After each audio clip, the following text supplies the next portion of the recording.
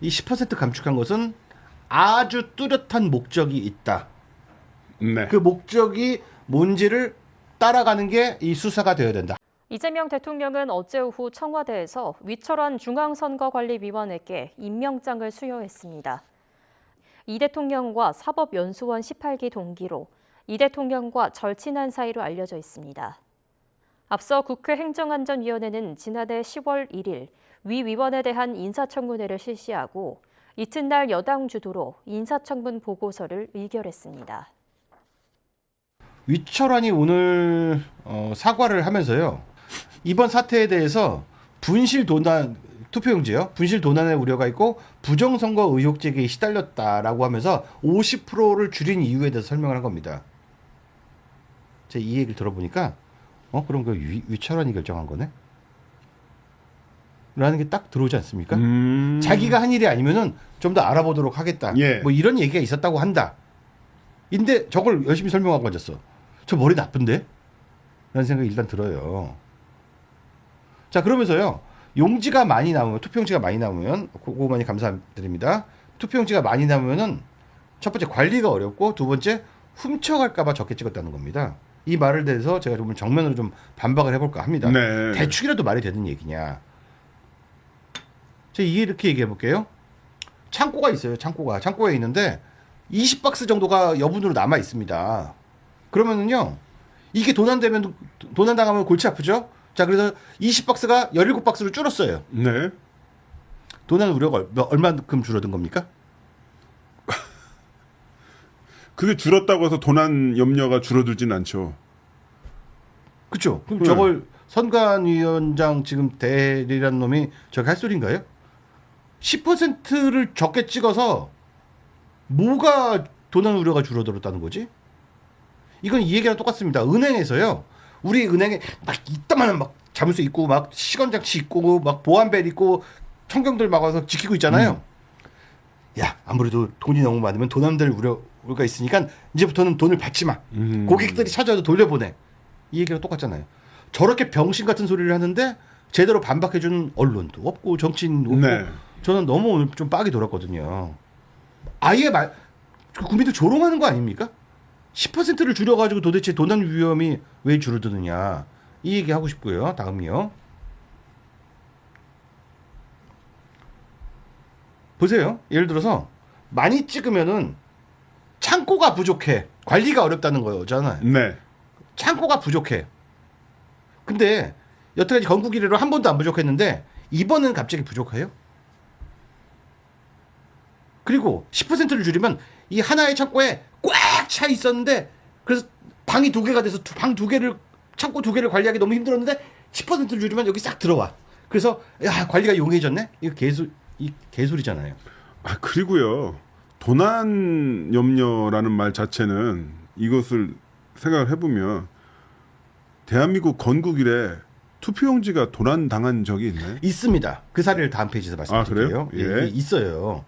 도난 아무도 훔쳐갈 이유가 없는데 실제로 도난당한 적이 있습니다. 뭐냐면은 선관위 이런 데 들어가지고 몰래 이렇게 왔다리 갔다리 하다가 누가 재수 좋게 그 한뭉태기.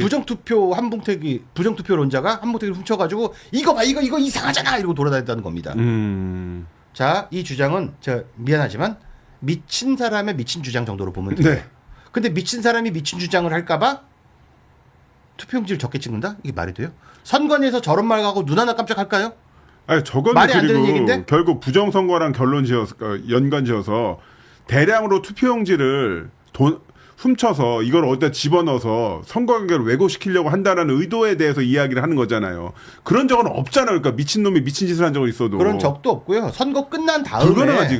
선거 끝난 다음에 이거 봐라 이 빈 투표용지가 있다. 근데 이게 투표 프로세스를 아예 모르는 사람이 하는 소리니까 그거 무시하면 될 일인데 그 사람이 어떻게 할까봐 걱정돼가지고 네. 투표용지를 줄였다? 아예 말이 안 됩니다. 자, 이렇게 제가 하나하나 까드렸기 때문에 투표용지를 줄인 이유가 전혀 없어요.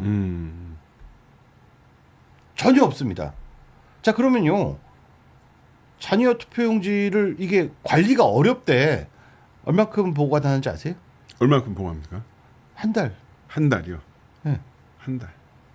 그걸 말이라고 가끔가다 소송이 걸리면요. 그 임기 때까지 계속 보관하기도 해요. 소송이 끝날 때까지 보관하기도 합니다. 근데 대부분은 그런 일이 없어요.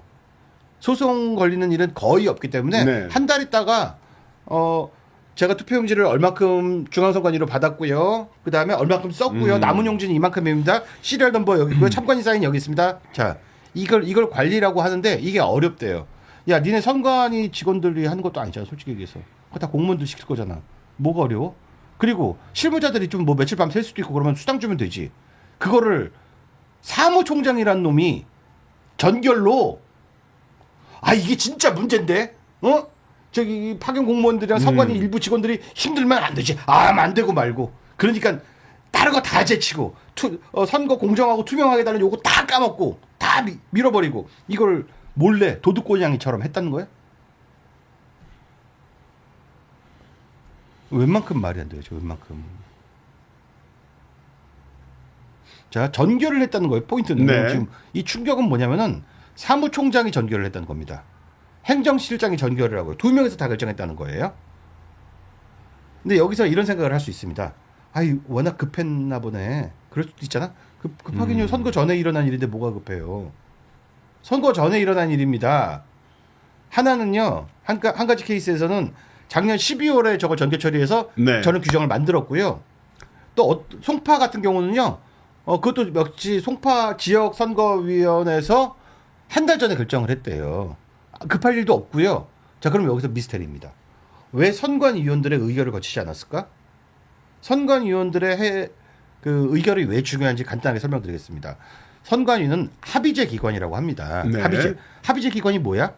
이게 입법부도 아니고 사법부도 아니고 행정부도 아니고 그렇죠. 독립성이 있어야 되죠. 그럴 때 어떻게 하느냐?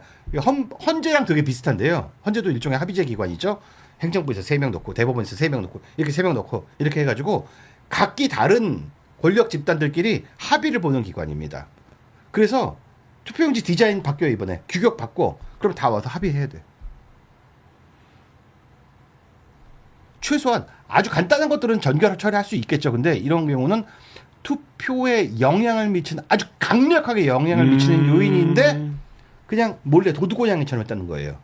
그래서 이 포인트를 뭘로 잡아야 되냐면요. 이 보도가 나왔는데 대부분의 언론들이 감을 못 잡아요. 포인트를 네. 뭘로 잡아야 되냐. 포인트는 여기 잡아야 됩니다. 왜 선관위원들 몰래 해치웠어? 그 의도가 뭐야? 이게 핵심입니다. 이거를 다 부실이라고 프레임으로 쓰더라고요. 기사들이. 네. 선관위원들이 의결도 안 거치고 왜 그렇게 막 부실하게 했어? 부실 같은 소리 하네. 선관위원들한테 들킬까봐 그런 거잖아. 들킬까봐 그런 거다. 그렇게밖에 해석이 불가능한 거 해석을 할 수밖에 없다. 이렇게 정리를 좀 해드립니다.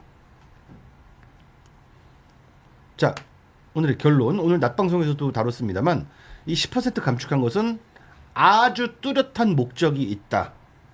네. 그 목적이 뭔지를 따라가는 게 이 수사가 되어야 된다. 합수부? 야, 전재수 그 까르띠에 풀어준 놈이 무슨 특검으로 가야 되는 것이고요. 왜 어떠한 목적으로 이 지랄을 했는지 사무총장은 누구 지시를 받았는지 분명히 밝혀야 될 것이다 라는 점을 말씀드립니다.